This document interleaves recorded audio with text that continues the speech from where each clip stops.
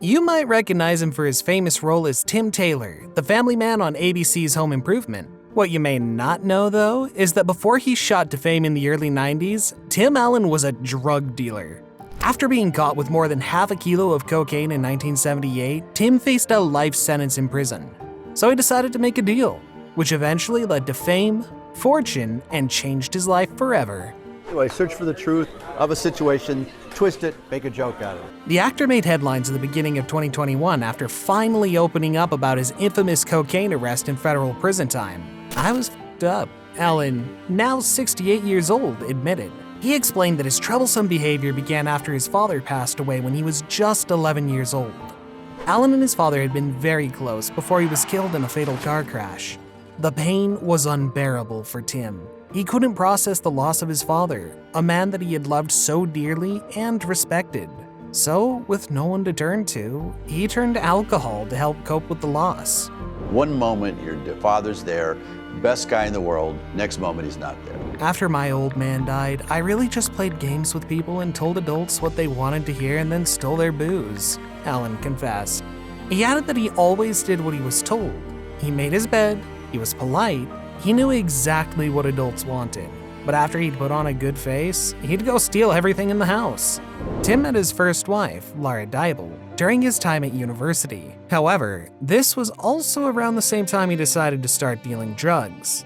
2 years after his graduation, he was caught red-handed, and for the first time in his life, he faced time in prison. According to reports, Allen was arrested in the Kalamazoo Battle Creek International Airport on October 2, 1978. He was caught with more than 650 grams, 1.4 pounds, of cocaine. Unfortunately for Tim, this meant that he could face a life sentence in prison because of the amount of illegal substances that were in his possession. As it turned out, Allen's arrest had been set up from the beginning. He'd been followed by an undercover officer for months. Just moments before he was arrested, Tim had no idea that he was handing over a brown Adidas bag full of illegal drugs to an undercover agent. Ironically, it was Allen's idea for the exchange to happen at an airport. He explained that he had seen this sort of scene on television before and figured it would work in real life. Unfortunately for Tim, he could not have been more wrong. He put the bag in a locker and then walked up to the undercover agent and handed him the key. Once the agent opened the locker and its contents, Allen was swarmed by police. Instead of receiving his expected $42,000, Allen instead found himself handcuffed and dragged off to a prison cell. "The next thing I observed," Allen later told the press, "was a gun in my face." At just 23 years old, Tim was facing life imprisonment. With a solid case against him, he knew he had no chance but to plead guilty to drug trafficking. However, he also took his chance to make a deal with the court and decided that he would provide the names of other dealers to authorities in exchange for a lighter sentence. As it turned out, Allen's information helped authorities indict 20 people in the drug trade and resulted in the conviction and sentencing of 4 major drug dealers. The future actor was also able to charm a judge throughout the court process. The judge even told Allen that he had expected him to be a very successful comedian. Despite the fact that the judge had ruled for him to serve a 3 to 7 year jail sentence, Allen only served 2 years and 4 months. He was finally released from the Federal Correctional Institution in Sandstone, Minnesota in 1981. "I just shut up and did what I was told," the actor explained of his time in prison. "It was the first time ever I did what I was told and played the game. I learned literally how to live day by day, and I learned how to shut up. You definitely want to learn how to shut up." The actor explained that during his time in prison, reality hit so hard that it took my breath away, took my stance away, took my strength away.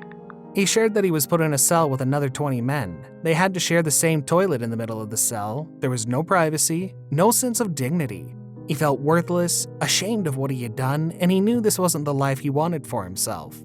"I just told myself, I can't do this for 7.5 years, he confessed. If I don't want to do this again, I want to pay my mom back. I put her through hell. And then somehow in there, I started making, what do you want to do? I want to get on the Tonight Show with Johnny Carson. Somehow, in all the darkness that he faced, Tim was still able to use his sense of humor to bring light to others in prison.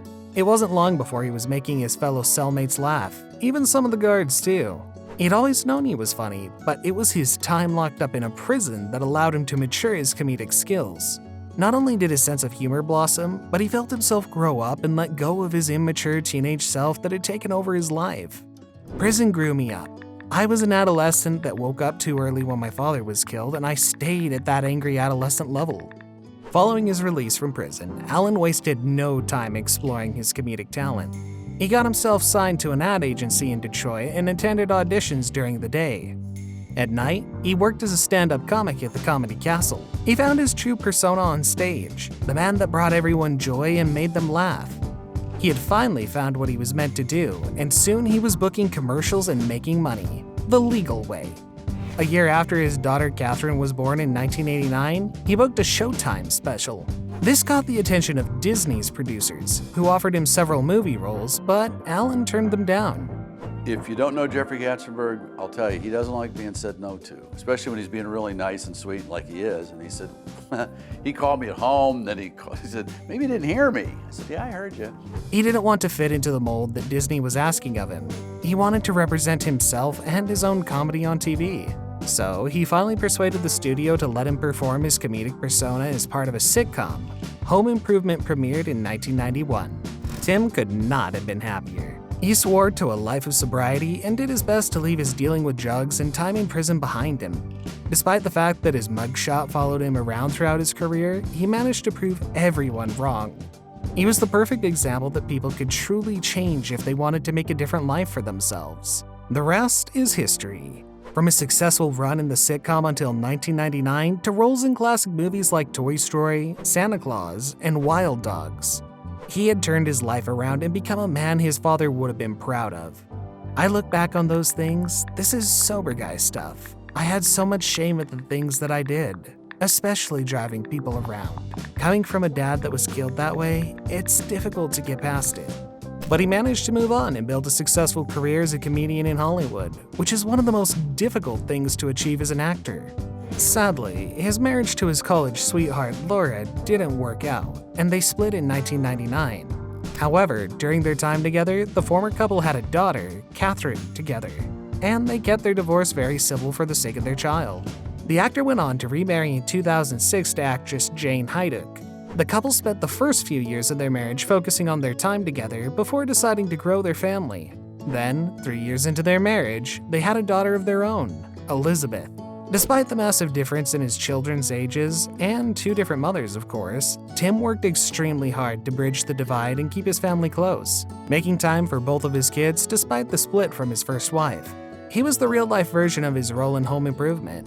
He dedicated himself to being a good father and a caring husband to Jane, despite his busy acting career. Even though he's largely regarded as a great dad, some of his best efforts can still fall to the wayside. Tim explained in an interview that neither of his daughters actually finds him funny. The older one will roll her eyes, and the younger one just stares at me. I think she's done with me, he said of his daughter's reaction to his humor. You might be wondering why you haven't seen him grace the big screen in the last couple of years, but the actor was mainly focused on his TV career, as well as voice acting work, and he even dabbled in some producing and directing.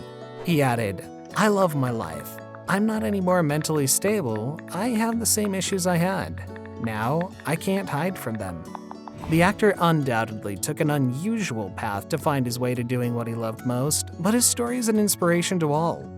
He has now been 23 years sober and dedicated himself to being a good person, a great father, and the best husband he can be. We hope his story brings hope to those who feel like they can't change their life. No matter how dark things may seem, there's nothing you can't do to turn things around, and Tim Allen is the perfect example.